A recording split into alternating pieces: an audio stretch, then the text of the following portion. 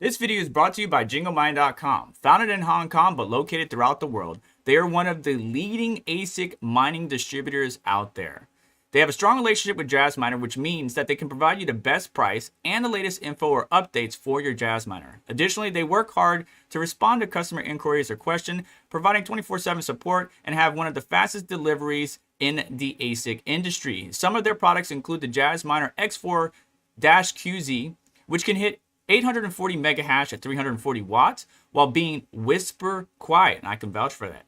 And the new X16-Q is on pre-sale now and can hit 1.8 gigahash at only 630 watts on ETC hash. Lastly, they accept a number of cryptocurrencies as payment, so if you're interested, check out the link in the description and help support our channel by supporting its partners. Hey, what's going on, everyone? Vega here for SerpentX Tech. Welcome back to another episode of Caffeine Crypto, where I welcome you to join me with your favorite beverage of caffeinated choice, whether it's coffee, energy drink, tea, and if you don't like caffeine, drink some damn water as we go over some crypto news. This week, the market has been doing really well. Bitcoin at 27.5, Ethereum at 1.7K, BNB actually pumping up to 328, at least getting into the mid 300s. Solana at $22, Avalanche 17. We got a lot of green going on here. We got STX at $1.19.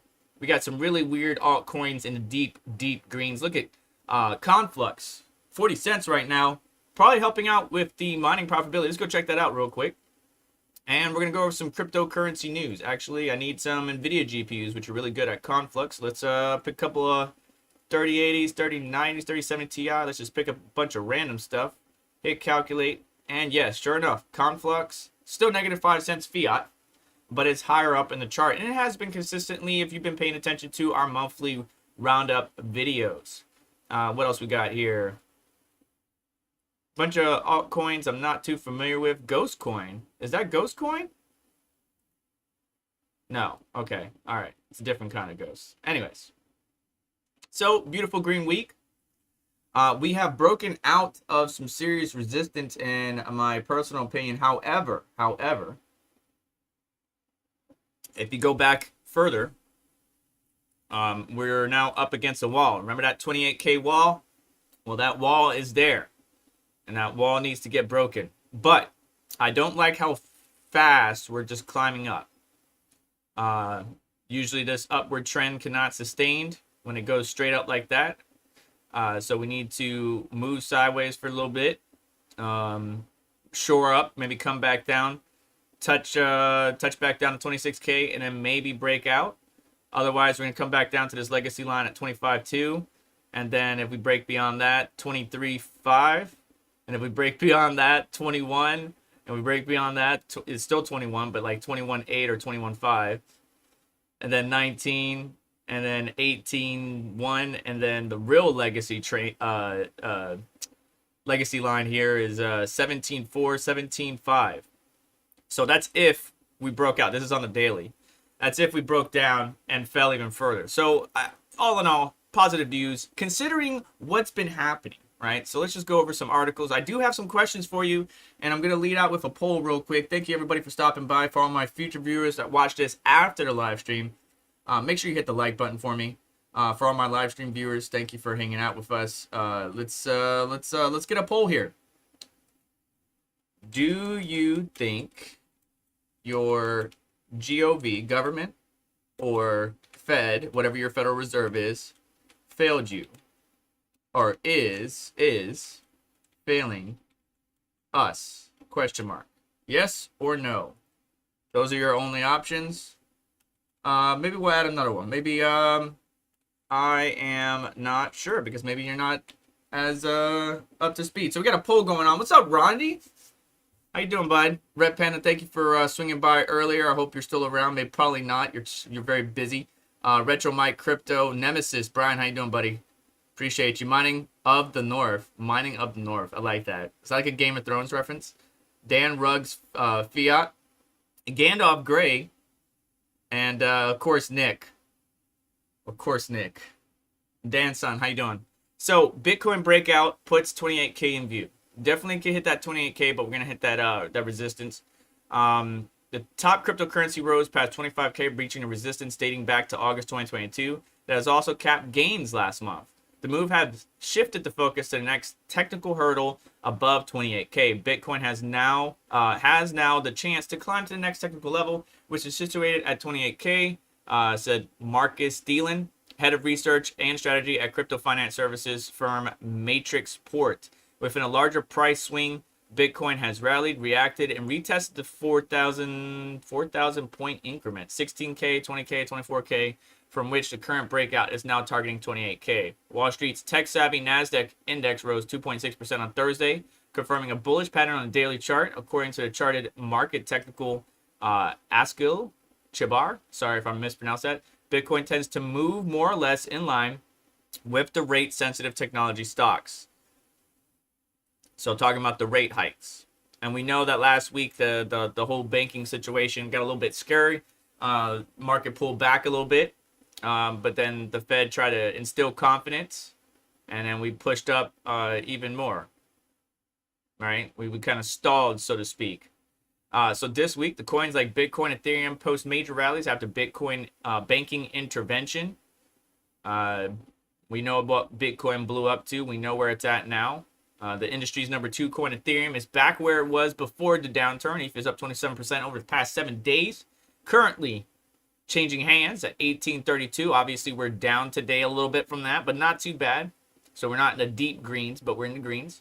The entire crypto market surged back to life beginning last Sunday night after the Federal Reserve, U.S. Treasury, and FDIC announced they would step in to backstop all deposits at Signature and SVB, Silicon Valley Bank. We talked about that with Max Voltage last week. If you haven't checked out that video, please do so. That promise was reiterated by President Biden. Again, trying to instill confidence in the banking system, in the Federal Reserve, in the government that we have here in the U.S. However, that is not just here in the U.S. That's something that's impactful for all countries. When you start having banks, especially, they may have not been a JP Morgan, Citibank, or whatever, but a bank that a lot of tech firms and a lot of startups utilize and had more than $250,000 FDIC insured money. So that was quite disturbing for many of those ventures. But crypto didn't emerge fully unscathed. However, the industry had lost its 2 most crypto-friendly banks, and now conflicting reports are swirling whether the FDIC is telling prospect buyers of Signature Bank that it will have to jettison the bank's crypto business. So if you want to continue banking and have your bank FDIC insured, comply with regulations, stuff like that, you must drop crypto as an alternative investment. However, there's an article that we're going to go over later where the FDIC counters and says, no, we are not telling our banks to do that. But let's continue on.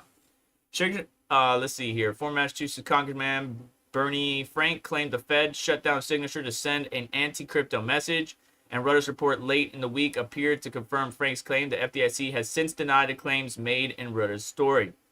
Over in the UK, Chancellor Jeremy Hunt announced that the HM Treasury, the UK Finance Ministry, had brokered a bailout deal with HSBC, acquired the British arm at SVB for 1 million, I think. What is that?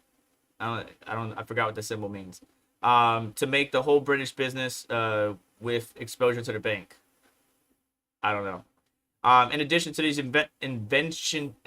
interventions, investors are drawn into risk assets like crypto and tech stocks this week after signs emerged that the banking crisis could be spilling over into Europe's TradeFi institutions. Credit Suisse announced Wednesday a $54 million loan from Swiss Bank to shore up its liquidity.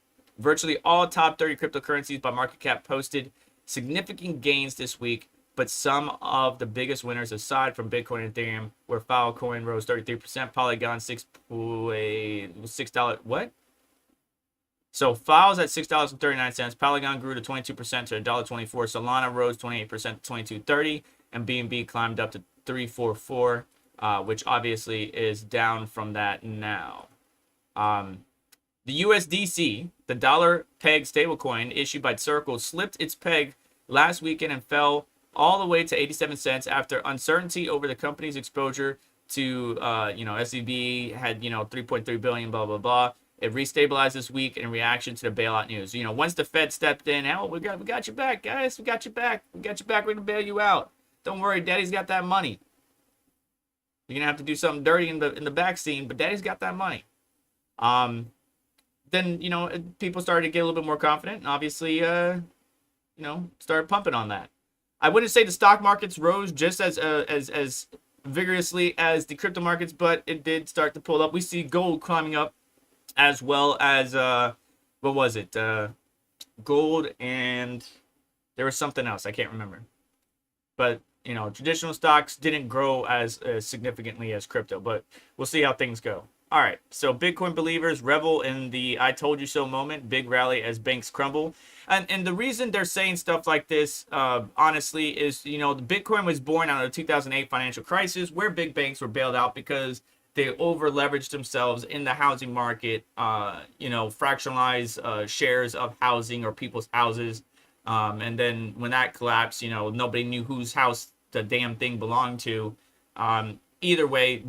Again, the government stepped in. Bailouts were going crazy. Some banks, major banks, failed. This case, a little bit different. Totally different systems between banking system in 2008 and now. However, the premise is still the same. You're relying on a central authority that's supposedly backed by the government that seemingly fails, right? If it was bigger than SVB, if it was bigger than some of those other banks, maybe the government wouldn't be able to bail those out, just like we've seen in 2008, where a few of the banks did wind up losing out or getting bought out by their competitors because the government was like, look, if we don't buy this bank, then the entire economy could collapse. Basically having a garage sale of these banks to other banks to see which will buy and take on the liabilities and stuff like that. So completely two different situations. However, again, the premise is the same. The central authority, even though it's backed by the government, even though they say everything's going to be fine, even though it's FDIC assured, if it fails, you lose your money, you lose your assets, and there's no getting that back, right? If Bitcoin goes to $0, I still have my physical Bitcoin, right? Because I'm holding my Bitcoin or my cryptocurrency on a wallet in which I own the private keys still, too. So I still have my assets, even if it's valued at zero, even if it's valued at less than zero, 0.001 cent or something like that. I still have 0.000 whatever Bitcoin, right? Whereas banks, if they fail, or if your stock investment fails with whatever broker company you're with, the stock market crashes, then you get liquidated, you lose those assets, there's nothing you have left, period. So catch 22, this kind of reopened the discussion, like, why are you investing everything you have into a central bank, even though you're just trying to invest in your business or your tech startup or whatever. I understand that. Diversify, stuff like that. Anyways, Bitcoiners having a "I told you so" moment. I'm not saying an "I told you so," but I will say, not financial advice, but diversify. Diversify your portfolio. Don't put everything in one basket, especially one basket controlled and maintained by central authorities. I don't think there's anything I really want to read from here in particular. Let me check chat real quick. Crypto Mikkel, thank you for coming over from the your show. We had a great morning, guys. We had a great morning. We had Chump Change on this morning. We had Crypto Mikkel obviously following. Then you got myself and Red Pandas coming up next at 12 p.m. Eastern Standard Time, followed by Rabid Mining. So you get a full lineup in today's Saturday morning crypto. Oh, thank you for the $5, Red Pigeon Mining. On the real Red Mining account. Panda is away. There's a lot of reds. Red Fox Crypto, Red Panda Mining, Red Pigeon Mining, Red Panda. I don't know who started the trend first, but definitely there's a lot of reds. Definitely a lot of reds. So yeah, Credit Suisse, SVB, Signature, yada yada yada. I really would like this to be a little bit more interactive. I don't have a lot of news stories to go around, so I appreciate the $5, Red Pigeon. And let's check the poll here real quick. We're going to give it a little bit more, but 77% so far say yes, that you're thinking that the government or Fed is failing us. No, 10% say no, and 13% says I'm not sure. So if you want to vote, you just join in, go vote. There's 30 votes right now. Thank you so much for voting. And this, more of the same news here. Bitcoin is up 60% so far this year as investors rediscover appeal as an alternative. Let's go look at that, actually. So let's go back to the end of December, early January, which is right here. Go to where we're at now. We are up 65%. Now, this is USDT. I know we could be like, oh, you know, Vega, what are you doing USDT for? Blah, blah, blah. Yeah, whatever. It's basically the same. You're going to see the same thing. Watch the chart be exactly the same. Exactly the same. So I'm just using that for data points and stuff like that. Let's look at the USDC pairing. Let's see here. Look at that drop. So during the depegging event, USDC dropped 17% and somehow recovered. Obviously, because there's a number of people or entities, or I think one person, dumping a bunch of funds to kind of restabilize the cryptocurrency. So, yeah. Yeah. So let's see what we got here. Moving forward, let's minimize that real quick. Well, it's the same thing. Crypto biz, SVB collapse, USD depegs, Bitcoin still up. It kind of shows you how resilient Bitcoin is, right? You know, during these weird times, economic downturns, unsureness, uncertainty, you know, Bitcoin is honestly doing better, right? Let's go look at the NASDAQ. No, that's not what I wanted. What is it called?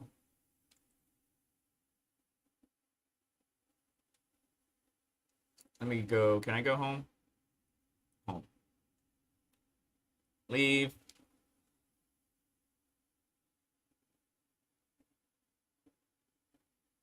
DXY. There's a dollar index.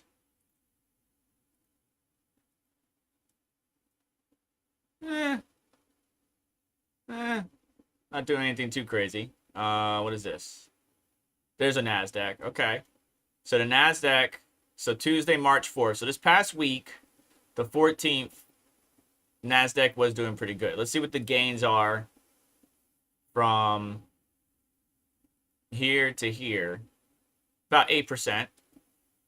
And then where's the S&P at? S&P, here we go. Okay. So this week was positive for all, but what I was saying earlier is it's not as significant growth as the S&P and the Nasdaq. However, you know, crypto relative is still much smaller compared to, you know, these other you know, ETFs or trading pairs or traditional stocks. So definitely I could see why it would be easier to make moves in crypto than anything else. Let's see here. Where's gold? XAU.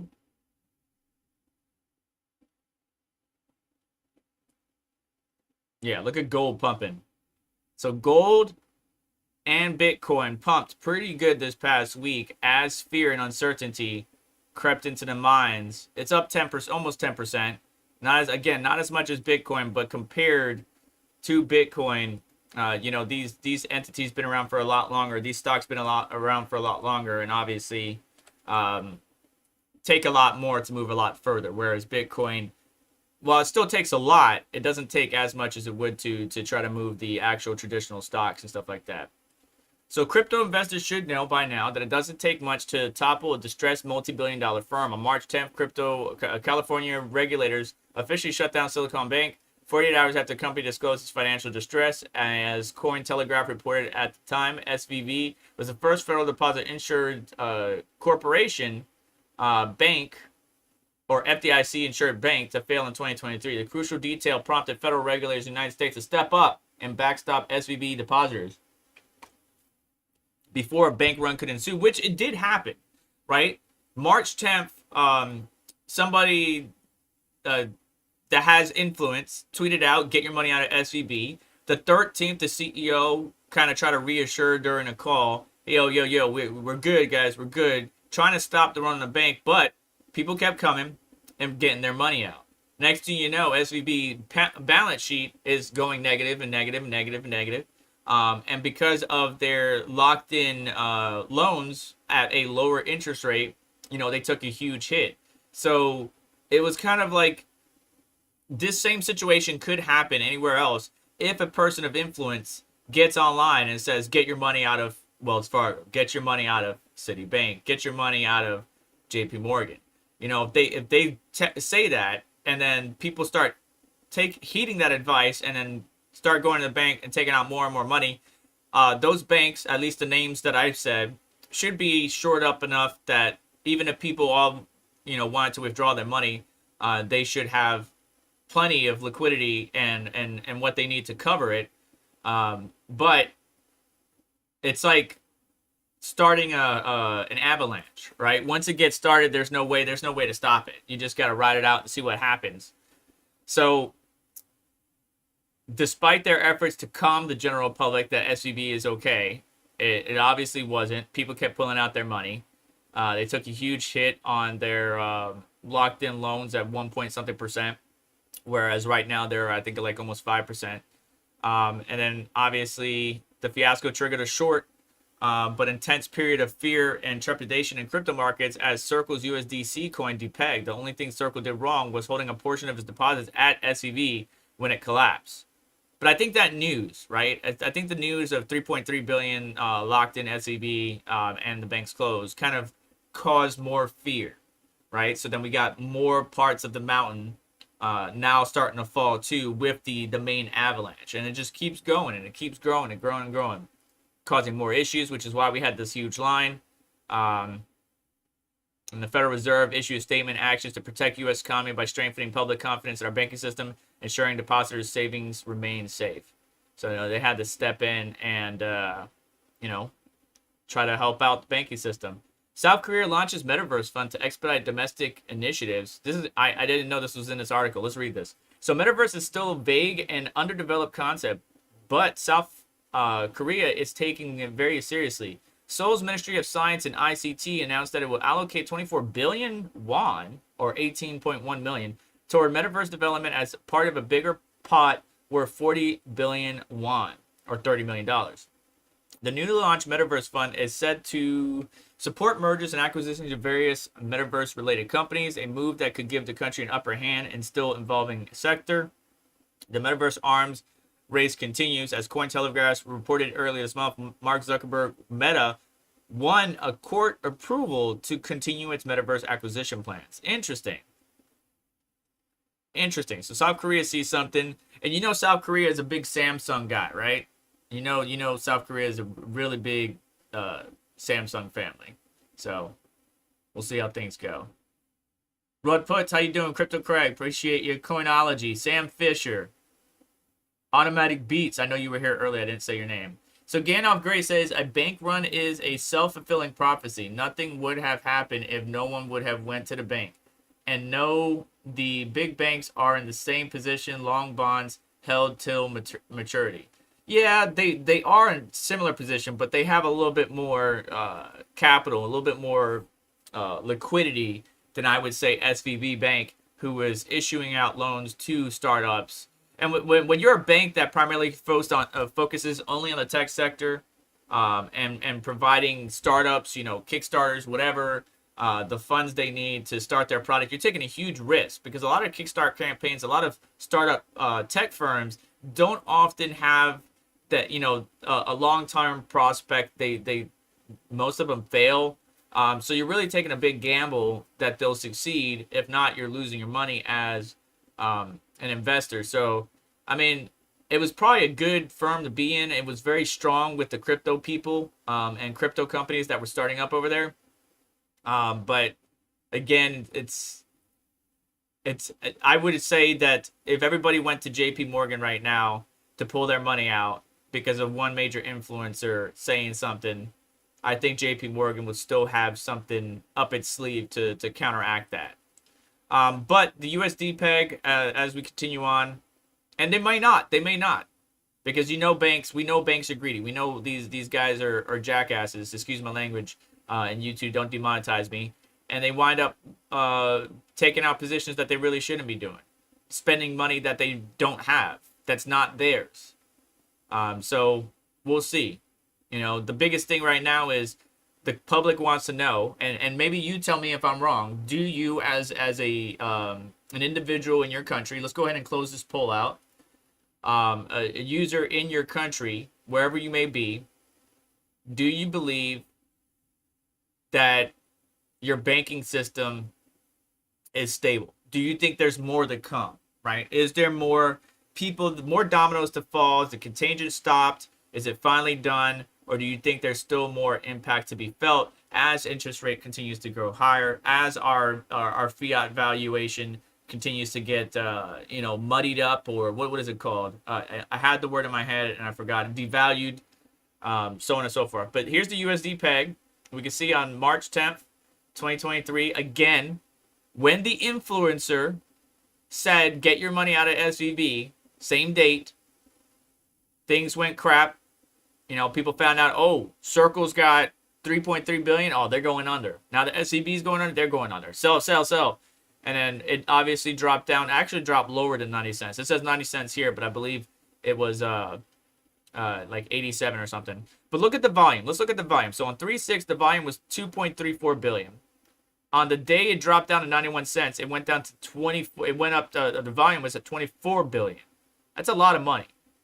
And then averaged around 20 billion until it started to get a little bit better, and then Fed and everybody started issuing statements of confidence, and then it regained its peg. Okay, so it's and I think I talked about this with a number of you guys, my colleagues. I'm not a big channel in any means, but I do need to be careful about what I say and how I say it, because somebody could take that the wrong way. And do something silly with whatever the decision is. We have to be careful as influencers, and I hate calling myself that because it could affect change. Now, I won't affect as much change as Elon Musk, but it could affect change. And Elon Musk has affected change in so many different ways, it drives me up the wall, right? Every time he talks about something related to Doge pumps up. Anytime he disrespects Bitcoin goes down. He talks about AI, GPT or AI stocks pump up. So those people know that when they say something, people are going to listen and act upon it.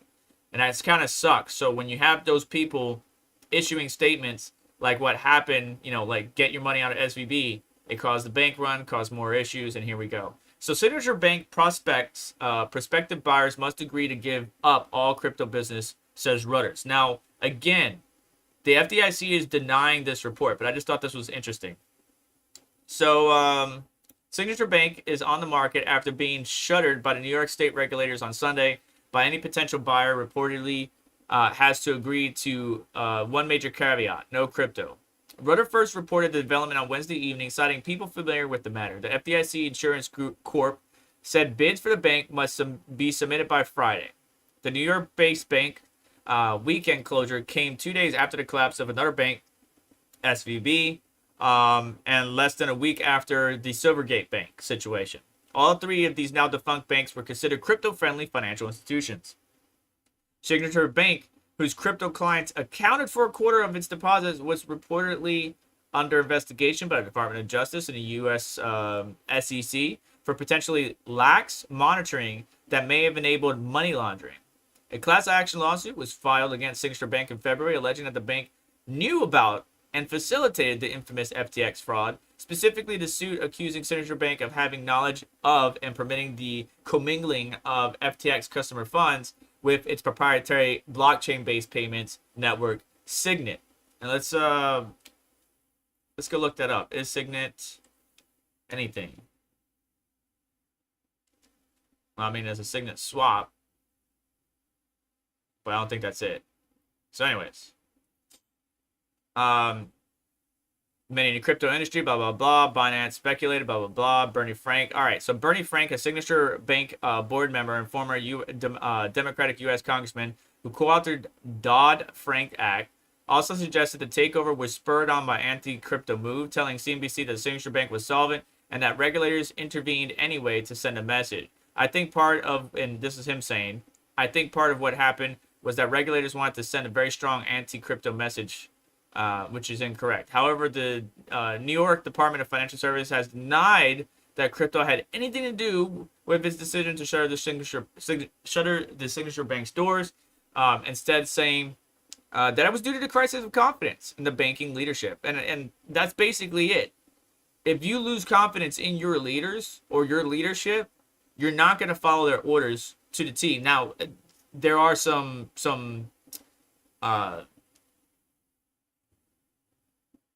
omissions, right? If my CO tells me to go to that village, kick in that door, do what I need to do my job, even though I may have lost respect for this individual because he's my leader, I'm still going to do the job. We're talking more about like the corporate finance area. If I'm working in a corporation and my leader did something dirty, or I saw them disrespect the client and not blink an eye about it, I'm going to lose some respect for that person, and I may not follow their order exactly to the T. I might do a little bit, but not to the T. There's a difference between following orders militarily and following orders in a corporation, financial, technical, technology industry. There's two different things. I don't want to get that twisted. So, it was not to send a message, and FDIC denies report the signature bank buyer must give up crypto. You don't have to give up crypto if you want to buy Signature Bank. So if you got some money in your pockets and you want to buy Signature Bank, no, the bids needed to be turned in by Friday, so somebody's probably already picked it up. But still, if there may be warnings, and we've seen this, right? The FBI did issue warnings to people and new investors into crypto about scams and issues and rug pulls, blah blah blah. But they're not really saying, no, you need to, if you want to be a bank, a registered bank, FDIC insured, you can't participate in crypto. It's not that whatsoever. So, of course, when news like this starts to happen and the FUD starts to get crazy, articles come out that may not be factually true. So you need to verify or validate what they're saying. And so that article came out Wednesday. It increased the FUD. But then obviously things have stabilized and we find out that that's not true. And now here's to the question that I posted earlier. Red Panda, I only trust BitBoy. He warned me about FTX. It's a joke, by the way. He's saying that as a joke. I met BitBoy. I wouldn't say every word that comes out of his mouth is factual. Definitely a unique character. I'll tell you that much. All right, so look at Credit Suisse, says Gandalf Gray. They were not a small bank at all, and it happened to them. Yeah, so I don't know, man. I don't think it's the same. I still don't think SVB and then JP Morgan, Wells Fargo is the same, unfortunately. It's not a liquidity issue. It's what they do with our money when you deposit it. In order for the banks to make money, they buy 10-year bonds and zero interest rates, environments of 1.25%. Yes, that is one of the strategies to do.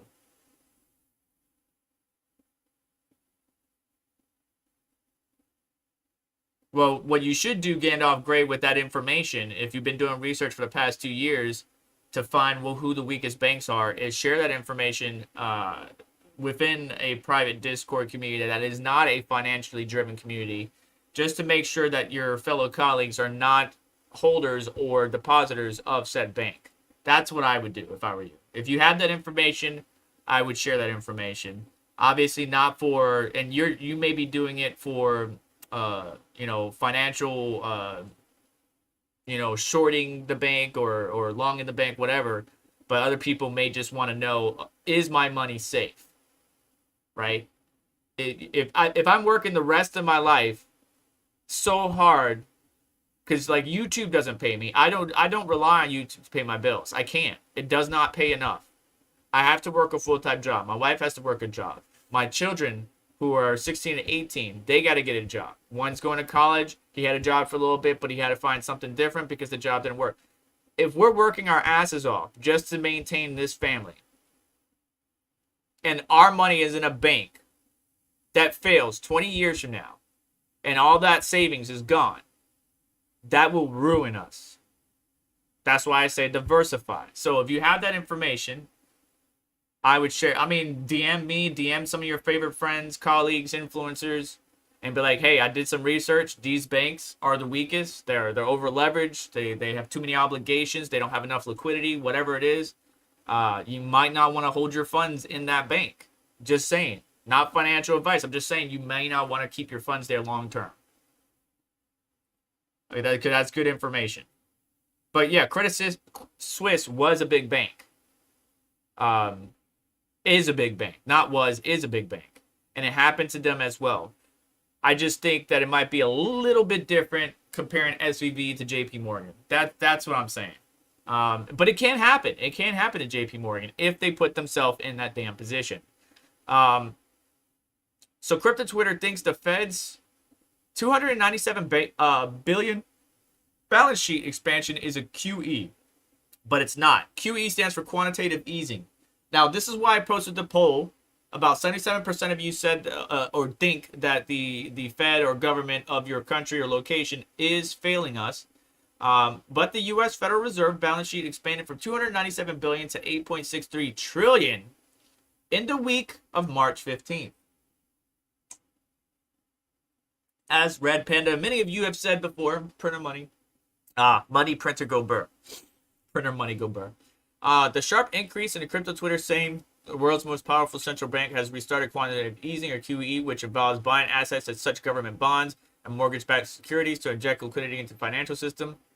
QE initiated after 2008 crash and following March 2020 coronavirus pandemic induced crash expanded the Fed's balance sheet by trillions of stimulated asset prices, including cryptocurrencies. However, the recent balance sheet expansion is stemmed mainly from banks borrowing short-term loans, which is what Gandalf is talking about and trying to educate me on, from the central bank to cope with the crisis of confidence triggered by the collapse of 3 U.S. banks, including startups Focus, SVB. So Signature, SVB, something, the other one, Stargate, whatever. I forgot the name. Anyways, QE. And this is a quote here from Mark Chandler. Quantitative easing is increasing the balance sheet for monetary purposes. This is about financial stability, and all expansion of balance sheet is not QE. And here's the chart here. You can see, during the 2008 financial crisis, that sharp incline. You can see during the COVID crash, pandemic, and then you can see the balance sheet being increased now. And I would agree, is to save the damn banks again. I would agree with that statement.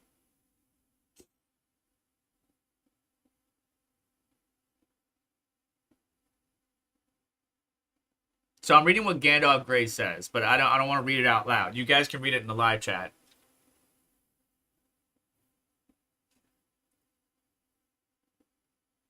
Yeah, that's pretty much it. So you heard QE or quantitative easing on Twitter quite a lot. Financial people, I guess you could say this isn't really quantitative easing. This is more or less to shore up the banking system, to kind of improve confidence and stuff like that, as some of these banks are getting wrecked by the interest rate hikes and such. So let's see here. That said, with record borrowing by banks does signal a fear of liquidity drying up fast as risk to banking sector stability. That may boost demand for Bitcoin, which is now being seen as a hedge against bank runs, which is why not only is Bitcoin pumping, but gold as well. I'm more into Bitcoin, but let me be real with you guys. I'm diversified, right? I've been in crypto mining for many years, but I am diversified. I have stocks. I have a 401k, an IRA. I have cryptocurrency. I have real estate. I own my cars. Like, I'm diversified, right? I have assets, and I want to keep like your weight on the top of a frozen lake. You want to spread your weight out so you don't fall through. Diversify. That's the way I go. Gandalf Grey may disagree. Some of you may disagree, and that's respectable. Everybody has their own strategy.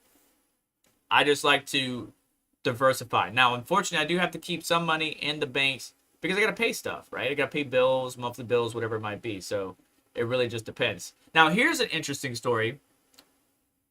What would ChatGPT spend $100 if it was trading some crypto? Any guesses in the live chat?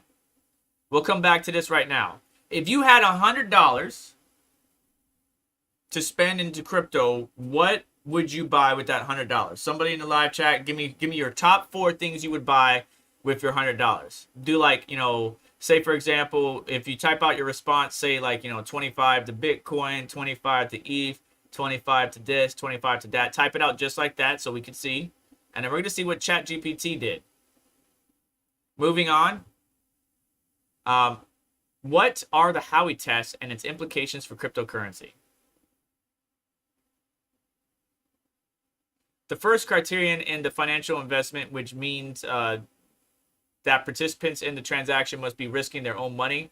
This comprises both financial in-kind investments. The second requirement is a shared enterprise, which denotes that the financial success of investors is somehow connected. This can be proven by providing evidence of investors' resource pooling or reliance on a third party to manage their investment. The third criterion is an expectation of profits solely from the efforts of others, which means that the investors are relying on someone else to generate a return on their investment. This could include, for example, profits generated by third-party manager or profits generated by the efforts of a particular group or organization. So these are the 3 criterions to meet the Howey test. And of course, when Ethereum moved to proof of stake, the SEC chair Gary Gensler said that proof of stake cryptocurrencies could be seen as a security under the Howey test. Now, this article is down in the description, but in short, it's just saying that if you're going to be a crypto exchange or a crypto company, you need to make sure that you're complying with local laws, regulations, so on and so forth. Security laws apply to cryptocurrencies. Several cryptocurrencies are seen as securities by the SEC. Not everything is a security, but a number of them. This implies that cryptocurrency businesses must abide by the federal securities laws, including requirements for registration and disclosure. Token offerings may be subject to securities laws. It can count as a securities offering if a cryptocurrency company sells token to the general public in return for cash or other assets. As a result, the business would have to adhere to security law rules, which would include registering the offering with the SEC. The use of funds must be disclosed. Transparency. A cryptocurrency company must state its financial goals with raising money through a security offering. The business must also keep investors informed about how that money is being used. They got to continue to keep them informed, not the initial, right? Like the ICOs or anything like that. Like we're going to use this money to, help develop the algorithm, to set up a marketplace, blah, blah, blah. But continued updates on how that money is spent. And that's what I like about some of the cryptocurrencies that are established. They do keep you posted on, hey, we're using this money for XYZ, whatever. We're using this money to pay bounties for projects and blah, blah, blah. So just a couple things. And I think this article is interesting. It's in the description if you want to read it. Now, the rest of these I don't think are in the description. But it's time to get back to the live chat. That's going to be pretty much it for the show. I'm going to spend most of my time interacting for all my future viewers that watch this when it's not live. But threats to crypto have never been greater, but mass adoption is imminent.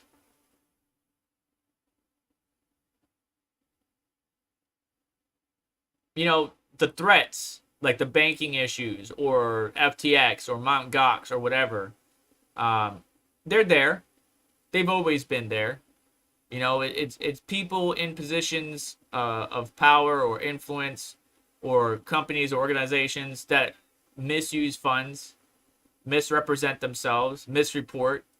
They just do things incorrectly. Now, there is some fault, in my opinion, to be put onto the regulators or the government because they don't really have a clear line in the sand. They're not really providing clarity on some of these rules and regulations that they set out to do, or they don't tell you about the rule regulation until after you break it, and then you get hit with a huge fine or wind up going to jail. So there needs to be definitely some conversations between the corporations that get into crypto, whether it's an exchange, a DEX, or whatever, and the actual government regulators who want to regulate the industry. There needs to obviously be that conversation, which has been ongoing for many years, but it needs to be cleaned up. So the threats are there. I can agree with that. The threats to crypto have never been greater, but mass adoption's in it. And I think the general public is growing more and more confident in crypto as an asset class they want to invest in for future wealth or for future uptick or whatever it might be. It's not going to be something, at least right now, it's not going to be something that's going to be a get rich quick scheme to where you can make money and quit your job. But it's definitely something where, like me personally, I'm trying to build generational wealth for my family. I'm trying to shore up my family. I may not be able to spend that crypto, on a Lambo, but maybe my children will be able to get the things they need, for school or whatever, or their children's children will be able to get the house that they need wherever they live, so on and so forth. So we'll see. So let's scroll back up real quick. I asked you, how would you spend $100 in crypto? Let's see where you guys started. Oh, DJ Mines was here? Or DJ Mines is the best influencer. Was he here? All right. Let's see here.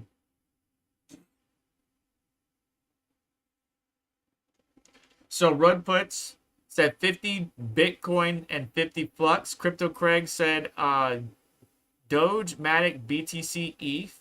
Gordon Murray said 100% Caspa.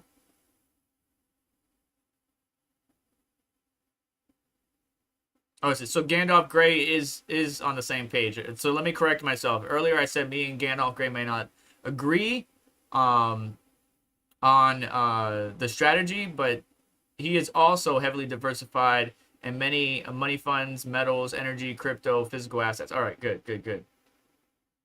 All right, then we had Dan Ruggs, 100% Doge. Okay, $100 in Litecoin. Chris Hanley's Pigeon Coin. All right, so ChatGPT says $50 in Bitcoin, $25 in Ether, $15 in Atom, and $10 in NFT or Web3 related products. That's how ChatGPT would spend $100. But that's now, right? Because remember, this is a language learning model or a language model, AI. It probably looked through millions of data pulls or information out there. Very interesting. And actually, here's the list right here. Thank you for the update. Based on the current values, the total value of the portfolio stands at $100.10. The investments appear to be holding steady, and there is no significant changes to report for now. It is advisable to continue monitoring the market for any news or development that may impact the performance of the investment. As a reminder, here are the current holdings. So they have $50 in Bitcoin, $25 in Ethereum, $15 in Atom. I like Atom. Decentraland also got a lot of promise in it if it continues to grow and develop. Chainlink, Oracles, a whole bunch of things I love about the project. Has $4. So those are the Web3 tokens, right? So $6 in Mana, $4 in Chainlink.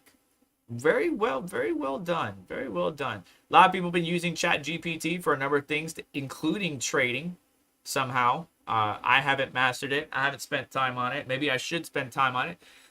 Bits Be Trippin', Mike has been doing some ChatGPT and showing some of the data pulls or information that they've been getting, including some artwork, playing around with some AI, and asking your opinion on Twitter. So a lot of people are using AI in a number of ways, which is why AI investment is climbing quite a bit in the industry right now, which is very interesting to me.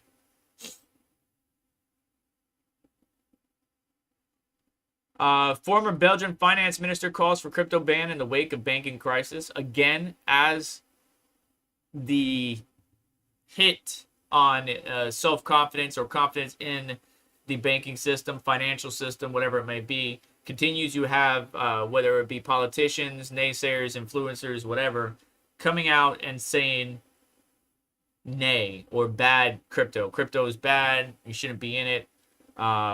Banking sector shouldn't be involved in crypto, yada, yada, yada.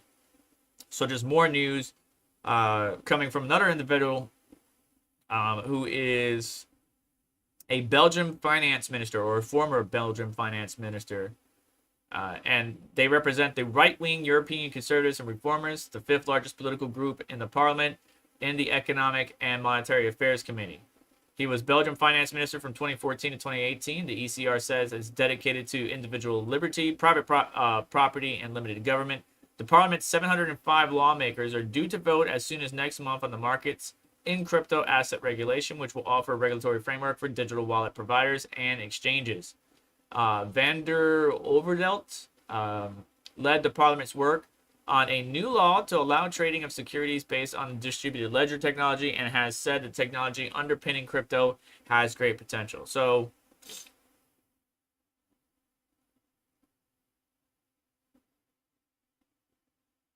I don't know what to say. Crypto wallet prototype discovered in Microsoft Edge browser. This unreleased feature suggests that the tech giant is considering the deeper move into Web3. Microsoft may not be the first name to come to mind when it comes to blockchain. Still, the company has experimented with technology for many years. According to screenshots shared by Twitter Albacore, a pseudonymous software researcher from Central Europe, Microsoft has added code that would integrate a non-custodial crypto wallet into the company's default Edge browser. And we can see it right here. Let's see here. So Edge : // wallet / crypto / overview. Set up crypto wallet. Tells you as a tester, you will use your own funds. In event of loss, Microsoft will not reimburse you, blah, blah, blah. We encourage you to test our first Web3 wallet and provide candid feedback, blah, blah, blah, blah. Create a digital password, and then there's your wallet, but it doesn't show us what we can actually hold on it. I do see on the right-hand side there's a watch list of Ethereum and stablecoin, stuff like that. It does look like we get mainnet, so if I move out of your way in the upper right-hand corner, mainnet, you might be able to choose between Ethereum and Polygon, stuff like that. It looks like an Ethereum address. There is a gear icon, but where are the private keys? Do you get to export this wallet and maintain the private keys? Is just through your browser. And we've seen technology like this already integrated in a number of different ways. How would Edge do it is the question. I wonder if, let's see here, Edge : / wallet crypto overview. Make sure I type that right. I'm pretty sure I will not get it. Oh!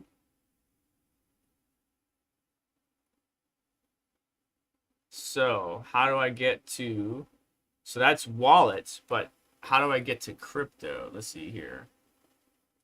Is there a way to allow crypto or beta test crypto? Doesn't look like it yet. I wonder if it's, you know how you got to sign up for developer mode settings and stuff like that? I wonder if that's eventually going to happen. That's very cool. So it is there, but it's just regular payment methods. And then it was going to add a section, you know, called crypto wallet. Very interesting. I'm super interested in it.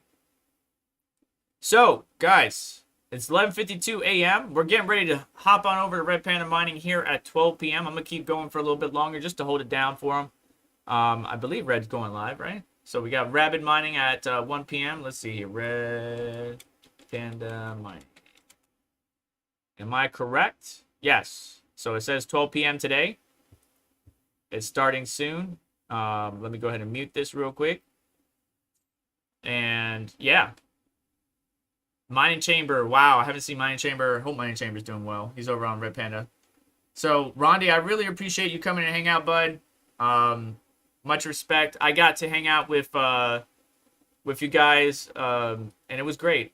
It was great. Honestly, I couldn't have asked for a better time. It was short-lived for me, but it was good to see everybody and spend some time, meet the family, get to know you on a personal level. And, you know, we all know each other from online, but it's a completely different story when we meet each other in person and kind of open our hearts and minds to one another and trust one another. And that's cool. That's cool. You know, I don't like it when people take my trust or my faith in them and just throw that crap away. So I really appreciate you guys doing that and then doing the same with me. So I appreciate it. I hope to continue to earn your love, respect, and trust in person and online. And we'll see how things go. But I'm just a regular guy, just like all of you. I just picked up a camera a while ago and started filming my adventure, which I'm seeing a lot of new players come on the scene, not only in the crypto space, but in the tech space. It's good to see. Market's getting a little bit saturated, but it's good to see. As long as there's no infighting and people, you know, trying to like cause scandals for one another, I don't see any problem with it. Got to keep the energy positive. I don't want the crypto miners to turn into the crypto traders where there's a bunch of smile on your face and then stab you in the back stuff, where the crypto traders do a lot of that. So the crypto miners stick together, keep sharing data, information, respect to one another. And then obviously be nice to the gamers, because we know the gamers still don't like us, but a lot of the gamers have come over to our side, so we're winning them over little by little. We'll see how things go in the long run.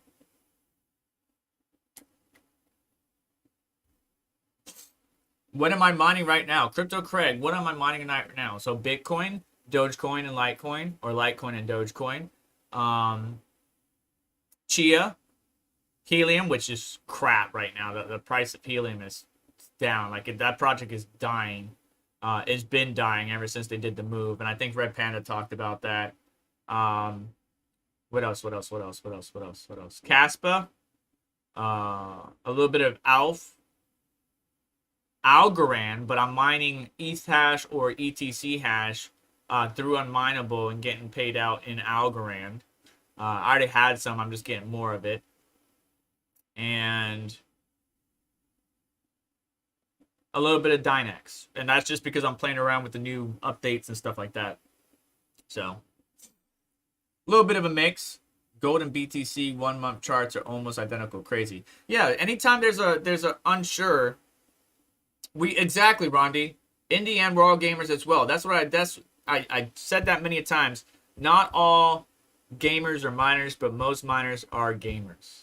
And not all miners are car guys, but most car guys are, or excuse me, not all car guys are miners or crypto heads, but most crypto heads are car guys. So it's a bit of a mix. Definitely a different industry. Replot with Gigahorse. I know. I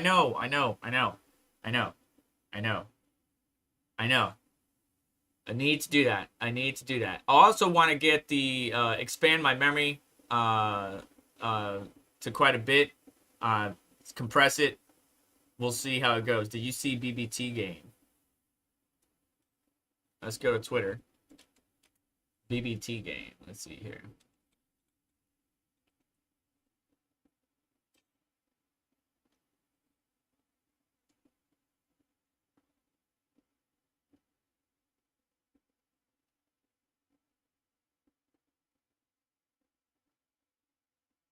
What are you talking about?